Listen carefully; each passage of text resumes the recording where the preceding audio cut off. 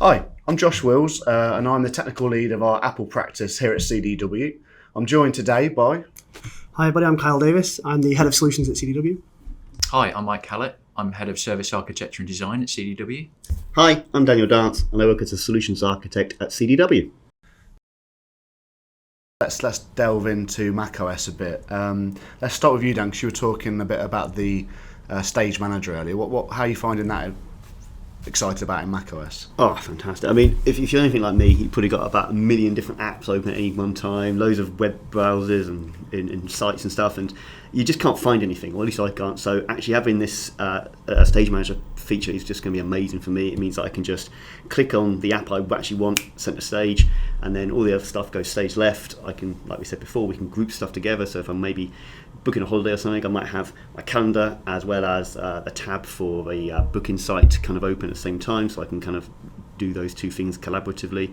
And then if I want to go back into doing my kind of productivity work, maybe I'm writing a proposal for a customer or something, I've got their PDF as well as my Word document open for writing that RFP up, and I just switch between them nice and easily. I think it's going to be an absolute game changer. And of course, as we know, it's available on iPadOS as well, so it's just going to bring those two kind of ecosystems Seamlessly even closer together. Yeah, exactly. yeah. It's amazing. That's going to be key for particularly around like employee choice programs and things like that, because the user experience between iOS, iPadOS, and the Mac is going to be so similar. Yeah. So from an employee choice perspective, like users are going to pick up these devices and instantly know what to do with it, regardless of whether they're on a Mac or an iPadOS device. We're going to touch on adoption and things later, but I think the key thing for me here is that offering that choice means we can do persona mapping of our end users, give them the choice of the right platform for their work style, that then allows them to swap between the different approaches. Right? And I think that's where enabling people to do their best work through giving them choices is the most important thing. And again, we'll touch more in a bit of detail on that, but I think it's going to be a massive change with regards to the Stage Manager. It'll be great. What about passkeys, Mike? Passkeys. Well, it's really exciting because, as we know, like the password compromises, phishing attacks, all these sorts of ways in which bad actors can gain access to our users' credentials. Effectively it removes a lot of the potential for those phishing attacks because the user isn't even aware of their password, right? The passwords no longer exist. It's a unique key that's stored on the device that the user isn't aware of. So there's no opportunity for a phishing attack where the user can accidentally leak some of their credentials. Similarly, it's not stored on anybody's server. No, it's on the device, right? Exactly, like you say, a bad actor can't leak it from the server, or someone can't hack the server and steal that information. It's just using your biometric data, Face ID, Touch ID.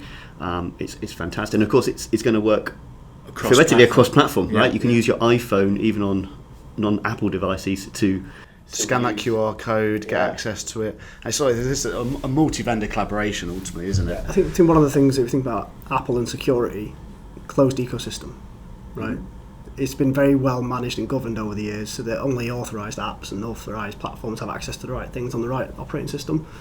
So by doing this kind of passkey approach, we're on that closed ecosystem rather than on other platforms that are not as closed. Yep. It's going to really allow people to take their security posturing to the next level, and then also simplify that end user engagement, because passwordless authentication is what's needed, especially if you think about individuals with mental health challenges and they can't input their MFA with all the numbers and all that kind of stuff. So it's going to help with all that as well. Yeah, and I think ultimately a passwordless society or ecosystem is the way to move forward, because everyone just I know when people have to update their password every 3 months, a lot of people just add a digit on the end, and it's creating more risk by having that system rather than just a passwordless one. You're going slightly off-piste a little bit here, but I think the other thing you've got to be mindful of is when we think about multi-factor authentication, right? You get to this mindset of just auto-approve. So you get the notification approved. Yeah. And you don't actually, was that me? I'm not quite sure. Yeah. Let me just double check. Did I log in? Yeah, and it's that kind of thing. Like it can be very easily for you to just keep pressing approve without really realising that you're maybe approving someone else into your environment. So using this passkey style approach instead is simpler and, in my opinion, a lot more secure as well. I think that's especially true if you're one of the security conscious users that use, like, for instance, a password manager. Like, you can get into that. It's more and more frictionless to send a password in, and it almost drives that complacency that you're talking about. I think it's almost like password manager to the next level, but without the complexity or the headache of potentially having to set up a password manager. And the cost. And the cost, yeah. It's kind of it's interesting because obviously, last year Apple announced the new features around, password management in terms of it can tell you about whether your password's been compromised, whether they were weak or you needed to update them, the sort of thing. And now we've gone all the way to PassKey, like say passwordless. So yeah, they've done a lot in security. It's really cool. Really move forward. And thinking about these new releases, what do you think IT teams need to be thinking about as they prepare to roll this out to their estates? I think from my point of view is just plan, right? Don't think like, if you think in the consumer world, we've got an automatic upgrade process, right? Yep. Our iPhones and iPads, they auto upgrade generally, and we just get on with it. But that's because most of the applications that we use are from the App Store, and they're governed, and they're going to be tested before they hit us ultimately. Yep. Whereas in an enterprise, that's not always the case, right? We've got legacy applications. We've got applications that have been packaged up in different ways to be delivered and then approved through whitelisting platforms, right? So the issue there is we need to make sure that they are going to work. We also need to make sure that kind of UAT process has been done. And I think if we take an example of like that ring deployment style approach, right, where we update the people in different locations, or we get like a percentage of the workforce in different areas, so we get the highest impact of application sign-off without necessarily doing a formal UAT process.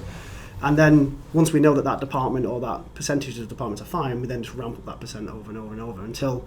And people can sit there and say it takes 6 months, 12 months to do these rollouts. It doesn't. If you do it effectively and you fix forward, you can have it done in weeks.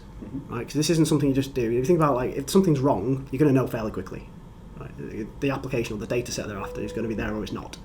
And at that point you need to know what your rollback plans are and all those kind of things as well. I think that's why it's important to stay up to date with the latest versions, because if you're doing it in that more gradual approach, less has changed, so you less have more less risk in kind of case of something falling over. So yeah, and what's great is we've got access to these software right now, straight after this conference. All you have to have is an Apple Seed for IT account, and we can get access to those beta versions right away.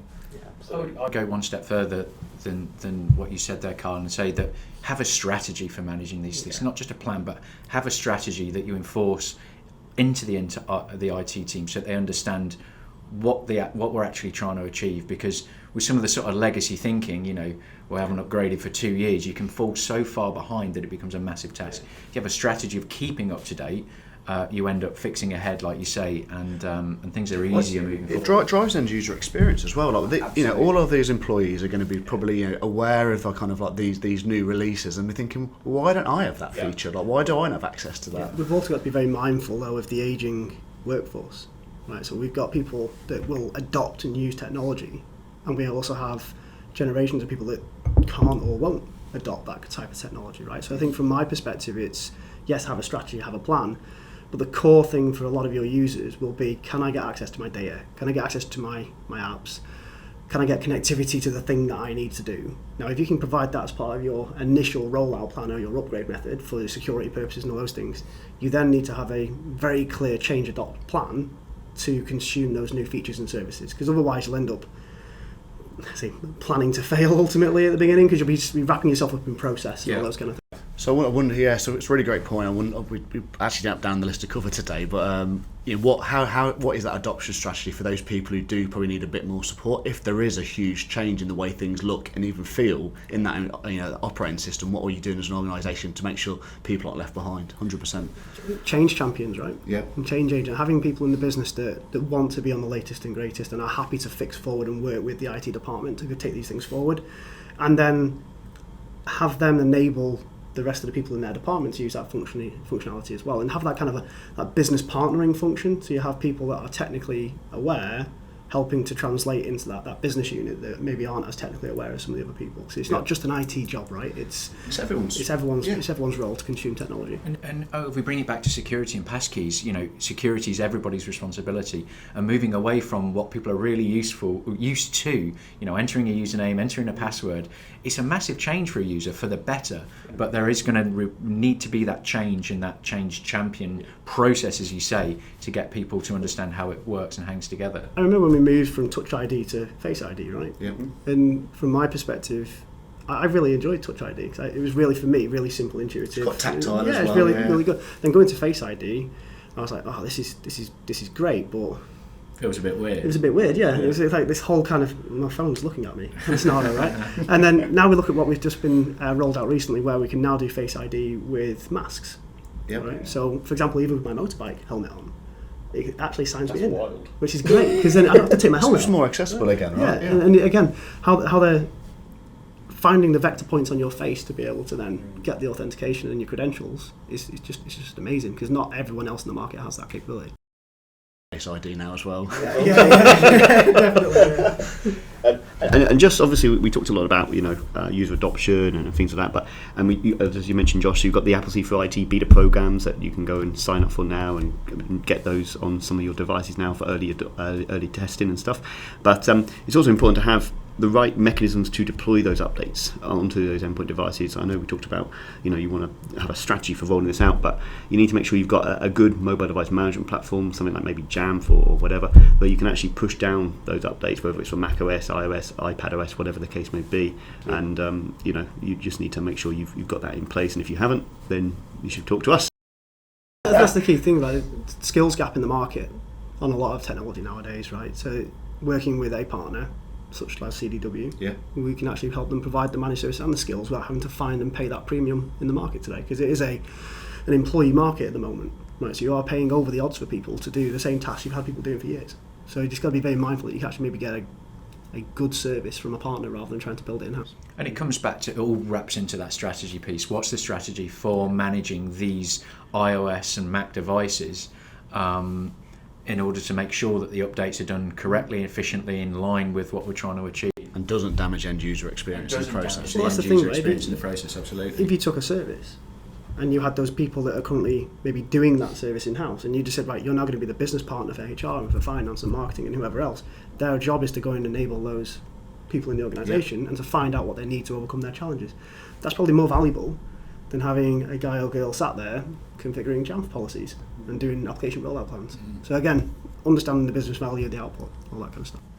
Yep, 100%. Yeah, and I'd say like Dan said, whether it's a managed service done by a partner like CDW, or whether we want to send some of our really experienced consultants in to help you do a POC in one of those MDM platforms like you talked about, Dan. 100%, we can help with that. Just another thing, I'm not sure if we were going to cover it, but continuity. Should I quickly cover that off? Yeah, go for it. Yeah. Cool. All right. So another cool feature which was presented at WWDC was around continuity and the expansion on that. So now you've got continuity handoff for FaceTime. So you can start a call on your phone on a FaceTime call, come into your office, sit down at your desk and pick it back up on your iMac, which is just awesome. And the continuity camera, where you can use your best camera on your iPhone as kind of effectively as a webcam on your Mac now. And you can take advantage of all the features on there like center stage, portrait mode, and stuff like that, as well as the new feature, which is the desk mode. So you've actually got wide-angle lens. I thought that was I particularly know, it's so cool. It means that it's great for demonstrating stuff and doing demos and stuff, but it's kind of amazing. And I think Belkin are coming out with some sort of kind of stand to attach to the top of your Mac, and you can kind of get that all set up. So it's going to be awesome just to have that feature. I don't know about you guys, but there's people in our organisation that use proper DSLR cameras and whatnot as webcams, and they look incredible. And being able to do something very similar to that, but without the cost, expense, and sort of complexity of that, it's really exciting. Because every time I look at these people with those cameras, I'm really jealous. You've got to bear in mind, right? We look at some of the videos that are created for WWDC and the various other Apple events that they do. They're all filmed on iPhone. Yep. Right? Or mostly filmed on iPhone, even a little thing at the bottom, but it's mostly filmed on iPhone and then edited. And I think if you can do that level of, let's say, Hollywood grade experience on a device like that, then why won't you be using it for everything else in your life, right? Rather than It's the best camera you've got for most people, right? yeah, and you can think of like the complexity of running aperture and ISO and everything else on a DSLR versus just letting your phone work it all out for you. It's a lot simpler. A lot simpler. Well, exciting.